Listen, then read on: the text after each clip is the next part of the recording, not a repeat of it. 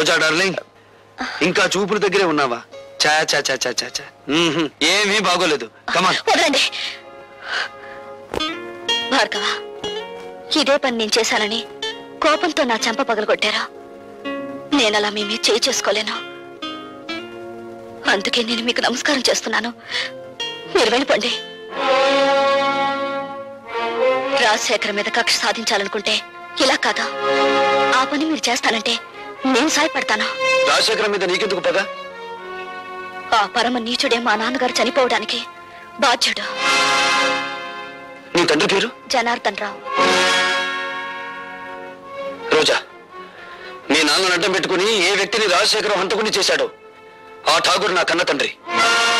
అవును రోజా, ఆయన జైల్లో చనిపోయే ముందు జనార్దన్ రావు కూతురు ఎక్కడున్నా వెతికి ఆమెకింత మేలు చేయమని కోరాడు. మేలా? ఆ పని నువ్వు చేయలేవు. అది అనుకున్నంత సులభము కాదా? నా జీవితం నాశనమైంది. నా మేలు కోరితే రాజశేఖర్ మీద పగ సాధించా. ఈ అభాగ్యరాలు నీకు రుణపడి ఉంటుంది. వాడు ఎంత చూసి నీ తండ్రి ఆత్మకు శాంతి కలిగిస్తాను.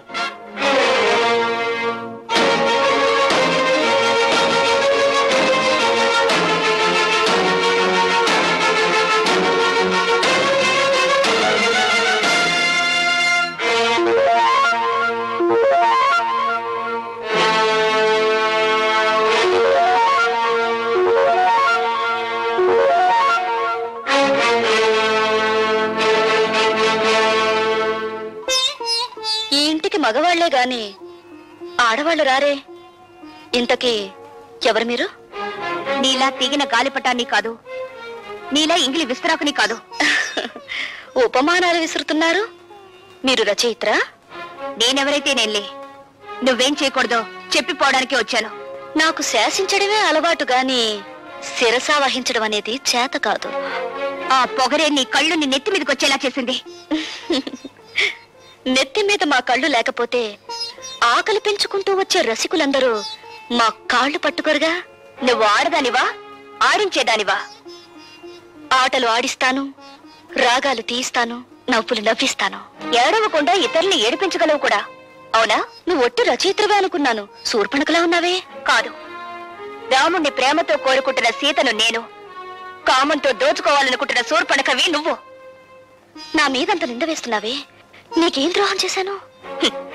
ప్రేమ పెళ్లి అనే పదాలకు అర్థం తెలుసుకుంటే నువ్వు నాకేం ద్రోహం చేశావో నీకే తెలుస్తుంది. ప్రేమ ప్రేమ అనే పదానికి అన్నప్రాసన రోజునే నీళ్లు వదులుకున్నాను. పెళ్లి అనే మాటకి అక్షాభ్యాసం నాడే అర్థం మర్చిపోయాను. శీలాన్ని సమర్థబంతిలోనే చుట్టి వీధిలోకి విసిరిపారేశాను. అవేమీ ఇక్కడ దొరకవు. సుఖం భోగం అనే రెండు మాత్రమే ఇక్కడ దొరుకుతాయి. మీ చేతుల్లో చిక్కుకున్న విలాస పురుషుల భార్యల కన్నీళ్లు దొరకవా ఇక్కడ? మీరు భార్గవ భార్య? ఆ అదృష్టానికి నువ్వే దూరం చేస్తున్నావు. చూడండి, భార్యకు భర్త మీదే అధికారం ఉంటుంది, కానీ వెలయాలికి ఊళ్ళో వాళ్ళందరి భర్తల మీద అధికారం ఉంటుంది. కోపం దేనికి? ఇంకా పెళ్ళవకుండానే ఆయన మీద నువ్వు అధికారం చేయాలనుకుంటే నా పక్కదాకా వచ్చాడే, మరి నేనెంత అధికారం చెలాయించాలి? వెలయాలికి ప్రేమ విలువ తెలీదు. గుప్పెడు మల్లెపూలతో, అప్పు తెచ్చుకున్న నవ్వులతో, దాచిపెట్టుకున్న వయసుతో మగవాణ్ణి సొంతం చేసుకోవాలని చూస్తారే గాని గుప్పెడు మనసుతో కాదు. ఆ మనసు నాకుంది. ప్రేమించిన వాడు దూరం అయినప్పుడు ఆ మనసు పడే తపన, ఆవేశాన్ని ఈ ప్రపంచంలో ఏ శక్తి ఏమి చేయలేదు. నువ్వెంత అమ్ముడు పోయే ఆడదానివి. భగవంతుడా, జైల్లో రాక్షసు లాంటి మనుషుల మధ్య బ్రతికొచ్చిన మా అన్నయ్య మానవత్వాన్ని మర్చిపోయేలా ఉన్నాడు. మళ్ళీ మంచి మనిషి కావాలని దీవించు స్వామి.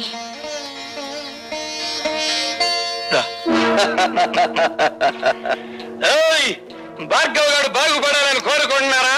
ఆయన మేం బాగు చేస్తాం. ఏడున్నాడో కొంచెం వివరంగా చెప్పండి. ఎవరు మీరు?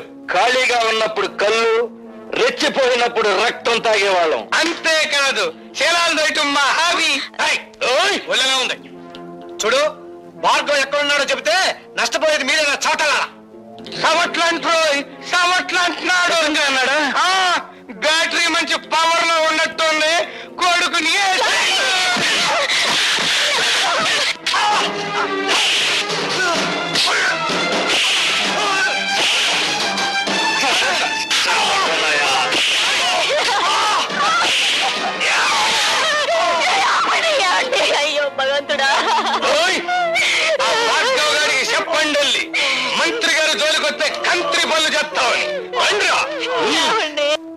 ఏం పర్వాలేదమ్మా, ఇదేం ప్రమాదకరమైన గాయం కాదు. ఏం జరిగిందమ్మా?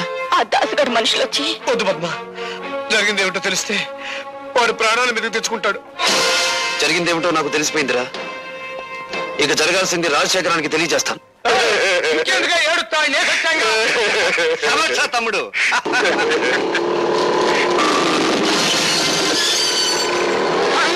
వాడు పోట్లకి బుసలు కొట్టుకుంటూ వచ్చేస్తాడు. దాసు, వాడు లోపలికి రాకుండా ఒళ్ళు హోలంచే తమ్ముడు.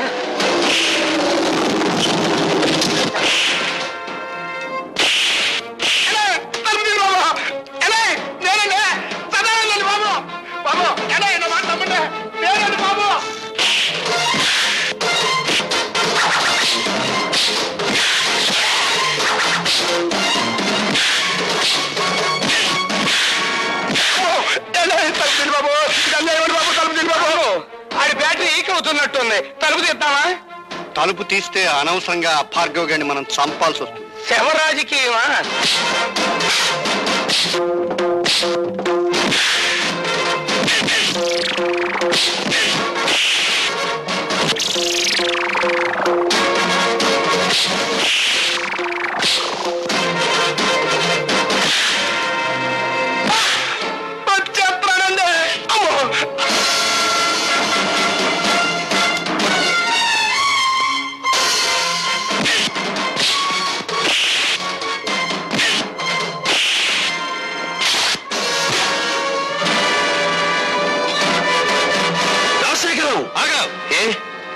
ప్రాణాలు తీసే నీకు ప్రాణభీతి పుట్టుకొచ్చిందా? తుపాకీ చేత పట్టావు. ఇది ప్రాణభీతి కాదు, ప్రాణాలను తీసే రాజనీతి. నా ప్రాణాలు తీయడానికి నీ దమ్ములు, నీ ఇన్నపెట్టిలో ఉన్న సొమ్ములు చాలవురా. నా తల్లి శ్మశానంలో పిడికేడు బూడిదగా మారడానికి కారణం నువ్వు. నా తండ్రి నా కళ్ళ ముందే రక్తపు మడుగులో కళ్ళు మీయడానికి కారణం నువ్వు. నాకు మిగిలిన ఒక్క ఆత్మీయుడు శంకరం. అతన్ని కూడా మీరు చంపాలని చూస్తే ఈ భార్గవ రాముడు కాక తప్పదురా అని ఒక్కరోజుతో నేను చంపను రాజశేఖరం. నీ పాపాలు వెలుగులోకి తెచ్చి... అదంతా తేలికనుకున్నావా? ఎస్, జలగంగ పథకంలో ఇంజనీర్ ని చంపి మీరు డబ్బు కాజేసిన ఫైళ్లు, ప్రజా వైద్యశాల పెడతానని చెప్పి ప్రైవేట్ హాస్పిటల్ గా మార్చుకున్న ఫైళ్లు, బట్టబయలు చేసి నిన్ను వీధుల్లో కీడుస్తాను. ఆ ఫైల్ మన నాకేంకా చెప్పాలా? నువ్వెవరు తెలుసుకుంటా? సాక్ష్యాలు సంపాదించి తీరతాను. మీ ప్రాణాలు అంతరిక్షంలోకి పంపించి తీరతాను. అన్నయ్యడండి? ఊరంతా వెతికాను, ఎక్కడ కనిపించలేదు. కనిపించలేదా? అసలు జైలు నుంచి విడుదలయ్యాడా? అయ్యాను.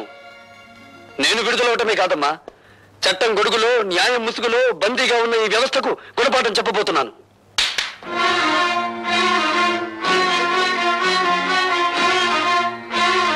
ఈ వస్తువుల్ని లంచంగా తీసుకున్నానని ఒక రోజున ఈ ఇంట్లోనే ఈ చేతులకే సంఖ్యలు వేశారమ్మా.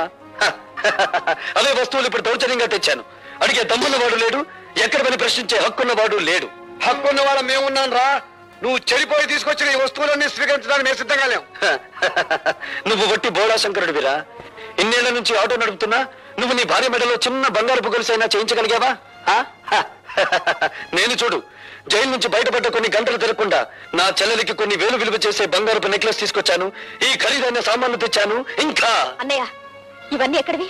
నిజం చెప్పాలంటే దోపిడి, అబద్ధం చెప్పాలంటే... ఆగిపోయారే, చెప్పండి. అబద్ధాలు చెప్పడంలో మీరు ఆడి తెరిపోయారు కదా. ఒకసారి జైలుకి వెళ్ళి వచ్చిన వాడిని కదా, అనుభవం పెరిగింది. ఇంకా మీ బుద్ధి పెడత్రోవలు పట్టకముందే దాని సక్రమ మార్గంలో పెట్టాలి. పదండి. లత, ఏమిటిది?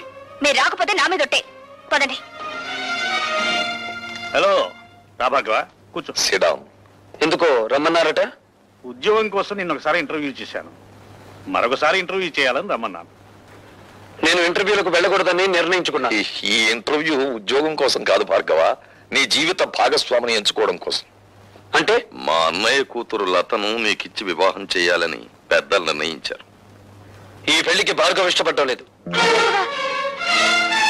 భార్గవ, నీ సమాధానం అనాలోచితంగానో ఆవేశంగానో చెప్పింది కాదు. సునీతపు త్రాసులో బంగారం తూచినట్టు తూచి నిర్ణయించుకున్నది. భార్గవ, నువ్వు తీసుకున్న నిర్ణయానికి నీ బంగారు భవిష్యత్తు ఏమవుతుందో ఆలోచించావా? బాగుపడుతుంది. భార్గవ, అవును సార్, లత తండ్రి దగ్గర ఉద్యోగిగా పనిచేస్తూ నేను లంచగొండిగా అరెస్ట్ అయ్యాను. లత పిన్న తండ్రి నన్ను కోర్టు నుంచి జైలుకి తీసుకెళ్లాడు. సంఖ్యలు వేసిన ఆ చేతులు ఈ కాళ్ళు కడిగి కన్యాదానం చేయించగలవా? అంటే మేము నిన్ను కాపాడలేకపోయినందుకు దాని జీవితాన్ని నాశనం చేస్తావా? లేదు, నా జీవితాన్ని నాశనం చేసుకోవడానికి సిద్ధపడ్డాను. నేను ఎక్కి వెళ్ళాలనుకున్నది పూలరథం అయితే లతను నిస్సందేహంగా నాతో తీసుకెళ్లేవాడిని. కానీ నేను నడవబోయేది ముళ్ళకంచం మీద. లతను అందుకే నాతో తీసుకెళ్లలేకపోతున్నాను. నీ నిర్ణయం నువ్వు తీసుకుంటే నేనేం కావాలి? మరో మనిషిని పెళ్లి చేసుకో. మరో మనిషిని పెళ్లి చేసుకోవాలా? ఎంత తేలిక అన్నావు భార్గవ. నువ్వు నా శ్రేయస్ కోరే చెప్తున్నావా? నీ శ్రేయస్సు కోరుకోకపోతే వెంటనే నేను పెళ్లి చేసుకునేవాడిని. నిన్ను నీ ఆస్తిని ఇష్టం వచ్చినంత వరకు అనుభవించి నా దారిని నేను వెళ్లి కసి తీర్చుకునేవాడిని. ఎవరి మీద నీ కసి? సమాజం అంటూ ఉంటే నేను అందులో భాగస్తుణ్ణి, సంఘం అంటూ ఉంటే నేను అందులో ఒకణ్ణి. అందుకే వ్యక్తిగతమైన కక్ష పెంచుకున్నాను. నా భవిష్యత్తుని, నా తండ్రి ప్రగతిని నాశనం చేసిన ఆ రాజశేఖరం మీద పగ తీర్చుకుంటాను. పగ తీర్చుకుంటే ఏమొస్తుంది? పెళ్లి చేసుకుంటే ఏమొస్తుంది? భార్య, కాపురం, బిడ్డలు, జీవితం, సుఖ సంతోషాలు. ఇవన్నీ నిజమైతే మీరెందుకు పెళ్లి చేసుకోలేదు? తడుముకోవద్దు. తడుముకున్నా మీకు సమాధానం దొరకదు మిస్టర్ ప్రతాపరావు. పెళ్లి చేసుకుంటే మనిషికి శారీరక విశ్రాంతి లభిస్తుంది, పగ తీర్చుకుంటే మానసిక విశ్రాంతి లభిస్తుంది. మిస్టర్ భార్గవ, రాజశేఖరం చనిపోతే అతని కుటుంబమే నష్టపోతుంది. కానీ నీలాంటి అభ్యుదయవాది చెడిపోతే సమాజం నష్టపోతుంది. సమాజానికి అవసరమయ్యే నీలాంటి వ్యక్తులు దేశ ప్రగతికి అడ్డుపడకూడదు. ఇప్పుడు నాకు దేశం కంటే ముందు తండ్రి ఆత్మశాంతి ముఖ్యం. దానికోసం ఏదైనా చేస్తాను. అదే ఆఖరి మాట. కొత్త జీవితానికి మొదటి మాట.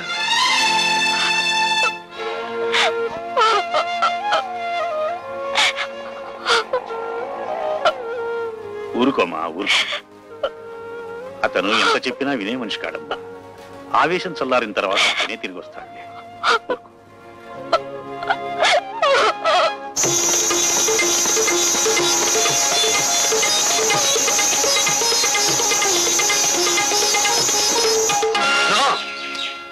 ఆనందానికి ఆనకట్ట వేయకు, సంగీతానికి సంకెళ్ళు వేయకు, పల్లవి రాకముందే పాటను మింగేయకు. నా కోసం మళ్ళీ వచ్చారా? నన్ను రప్పించిన నీ అందానికి నా జోహార్లు. ఈ కొత్త దారిలో నాకు నడక నేర్పు. ఈ కొత్త జీవితంలో నాకు మాట నేర్పు. వీల్లేదు, మీరు ఇలా కావడానికి వీల్లేదు. నో, నువ్విలా మాట్లాడడానికి వీల్లేదు. ఇక మనకన్నీ ఆటలు పాటలు మజాలే. రా.